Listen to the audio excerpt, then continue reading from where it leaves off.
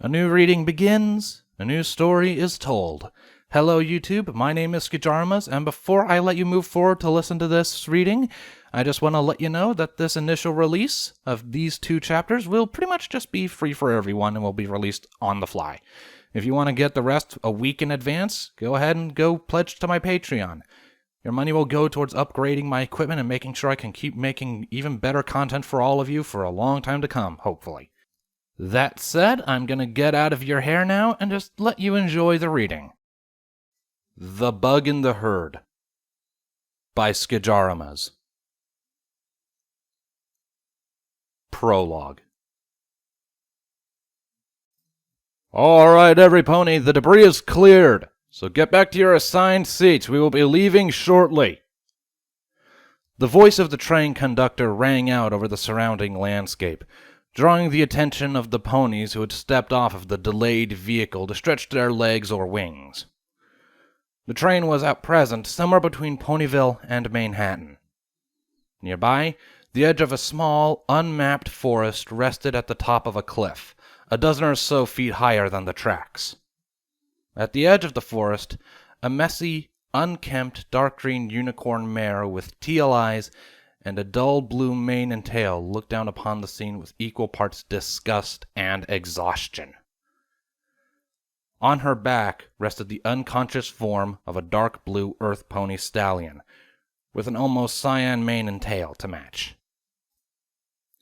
With a tired sigh, the mare took a few careful leaps to get to the bottom of the cliff, making sure not to drop her passenger on the way down. A few ponies nearby turned to face her, jumping in surprise and earning expressions of concern at the pony on her back. They'd noticed he'd been missing then. Without a word, the mare approached the ponies that had seen her and removed the stallion from her back in a bright green magical aura, setting him down in front of them. He had a number of minor injuries, all of which seemed to have healed to a lesser degree. The shapes and patterns suggested wild animal claws, while the size suggested a young manticore at most. He took a beating. I stopped the bleeding, but he'll need some pony to keep an eye on him until it can get properly patched up. Don't let him move too fast or suddenly, and make sure he gets rest, the mare said bluntly before turning and cantering back to the cliffside. Hey, wait! One of the ponies, a mare, called after her. However, her words fell on deaf ears. The green mare channeled magic into her horn and teleported to the top of the cliff, retreating back into the forest.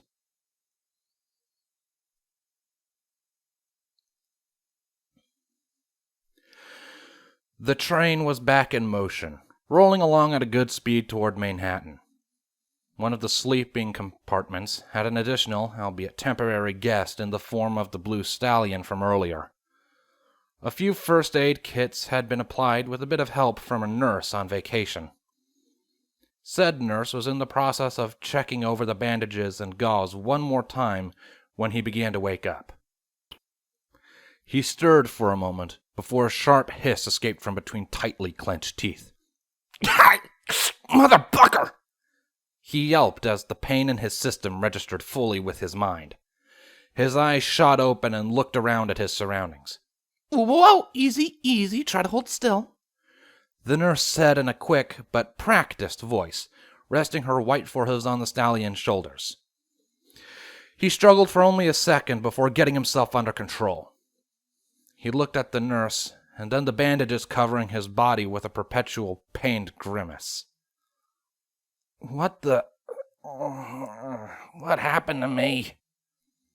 He groaned, eyes widening slightly as he looked at just how much of his body was covered up. Honestly, I have no idea. All I know is you vanished for a little while before being brought back to the train by some pony from the woods. She'd patched you up, but didn't say anything beyond that. Don't you remember anything? Well, I don't have amnesia, if that's what you're asking, the stallion muttered. But no, I don't remember how I got these wounds. Or anything after stepping off the train, really. He rubbed a forehoof against the side of his head absently, trying to think. I see. Well, I'm just glad I could help. We'll be arriving in Manhattan in an hour or so. When we do, I would strongly suggest that you get to a hospital and get yourself more thoroughly examined, the nurse explained before smiling at him. Oh, my name's Redheart, by the way. Tone shift, the stallion replied, earning a curious expression from Redheart. Tone shift? I think I've heard that name before, she said to herself, tapping her chin in thought. It depends on how much radio you listen to, and on what channels, Shift replied, looking up at the bottom of the bunk above his. Oh! You're that voice actor! Did the voice of... what's-his-face in Warriors from the Comet?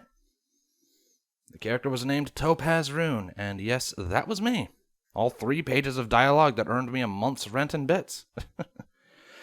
He chuckled lightly in amusement. The demand for voice actors was small, but rapidly growing. He was just glad he hopped on board as early as he did. You have a pretty good voice for that kind of thing. Redheart smiled warmly. It's in the name and the mark. Yes, well, I'd best go see to my own things. Try to stay still and relax, okay? Redheart suggested before standing to trot away. A question, Toneshift suddenly blurted out, causing Redheart to pause and look back at him curiously. Yes? The pony who brought me back to the train. What did she look like? He asked with great interest. Redheart pondered for a second. Well, I didn't see her myself, but I heard she was green with a blue mane and tail, though. Toneshift nodded and was silent for a few moments. Thanks, he finally managed. You're welcome, Redheart said before stepping out. Toneshift looked up at the ceiling, deep in thought. Green and blue. Oh, I remember that much. I know what she looks like then. Why can't I remember anything else, though? With a tired sigh, he closed his eyes in an effort to try and satisfy the request of the off-duty nurse who had been kind enough to help him out.